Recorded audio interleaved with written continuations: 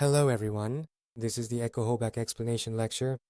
In this session we will solve questions 36 through 40. If you look at the question, it asks which of the factors listed below is not related to the decrease when the frequency is increased.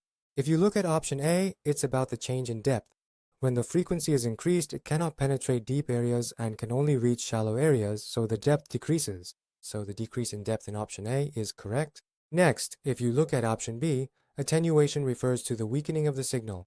When the frequency increases, it cannot penetrate deeply and attenuation also increases significantly, so instead of decreasing, attenuation actually increases.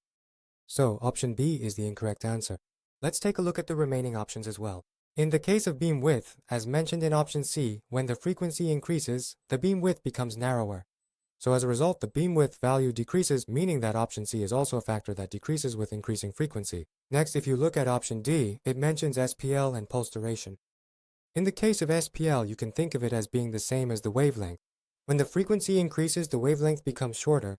As the wavelength shortens, the SPL also decreases. So the factors listed in option D also decrease, meaning that options A, C, and D decrease, while only the factor in option B increases. So, for the incorrect answer, you should select option B. Since this question asks about the basic interrelationships in physics, as long as you have a good grasp of the fundamental concepts, it's a type of problem you can solve without much difficulty. Let's take a look at one concept for reference. As you can see in the diagram, the upper part shows a state with a high frequency. The lower part shows a state with a low frequency. In the case of high frequency, the beam width appears narrow like this. For low frequency, the beam width appears wider, which is a characteristic feature. So just remember the changes in beam width and frequency together with the diagram.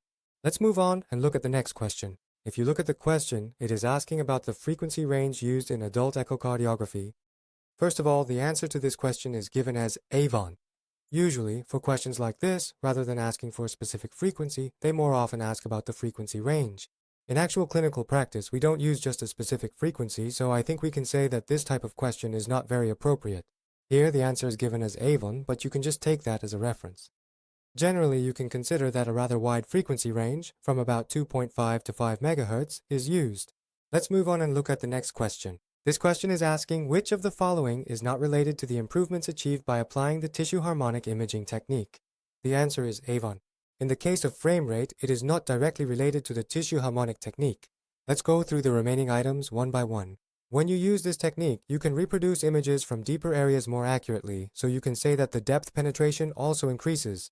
As for the beam width in option C, when the harmonic technique is applied, it results in an even narrower beam width. When the beam width becomes narrower, this is related to an increase in lateral resolution as a result. Ultimately, you can see this as being connected to improved image quality. Next, if you look at option D, this can be considered the biggest advantage of the harmonic technique. It serves to reduce artifacts that occur internally. When there are areas that are a bit more uncertain, using this technique allows you to obtain images with clearer boundaries. You can consider the options from B to D as factors that are improved when this technique is applied. You can consider option A as the unrelated one. Let's take a look at the related images. As you can see, the image labeled A is one where the harmonic technique has not been applied. This image here is what it looks like when the harmonic technique is applied. You can see that not only the structures closer to the probe, but also those deeper inside are not clearly defined. When the harmonic technique is applied, you can see that the contrast at these boundaries is increased, and the uncertain areas inside the blood vessels are displayed more clearly. In summary, it allows us to better infer structures located deeper inside. You can think of it as playing a role in improving these boundary areas and internal artifacts. Let's move on and look at the next question. The question is asking which of the following is not related to the characteristics of pulse wave Doppler. The correct answer is A mode.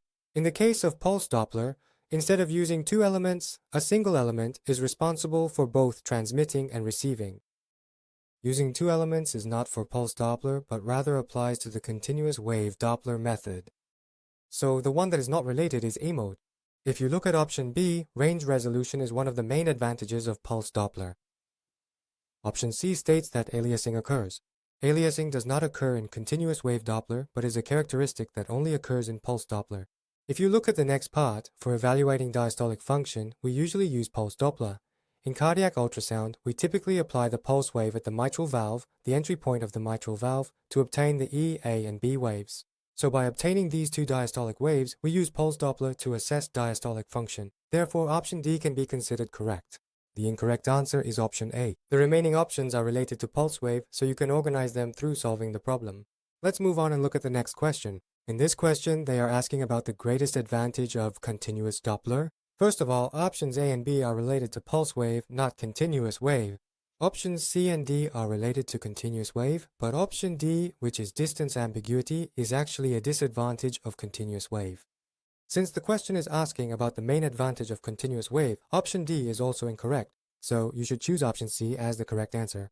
The greatest advantage of continuous wave is that it does not experience range folding or aliasing, so you should select option C as the correct answer. That concludes our problem solving for now. Next time, we will continue with the remaining questions. See you in the next session. Thank you.